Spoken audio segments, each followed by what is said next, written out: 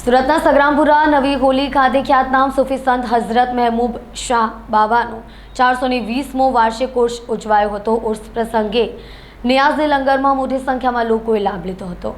સગરામપુરા નવી હોલી ખાતે ખ્યાતનામ સૂફી સંત હઝરત મહેબૂબ બાબાની દરગાહ પર ઉર્સની ઉજવણી કરવામાં આવી હતી, જેમાં મોટી સંખ્યામાં સુરત શહેરમાંથી શ્રદ્ધાળુઓ ઉમટ્યા હતા। દર વર્ષની જેમ આ વર્ષે પણ હિન્દુ મુસ્લિમોએ ખભે ખભા મિલાવી ઉર્સની રંગેચંગે ઉજવણી કરતા એકતાના દર્શન થયા હતા। રાતે ઉર્સની ઉજવણી બાદ નિયાઝે લંગરનું આયોજન કરવામાં આવ્યું હતું। મોટી સંખ્યામાં લોકોએ લંગર ભંડારાનો લાભ લીધો હતો।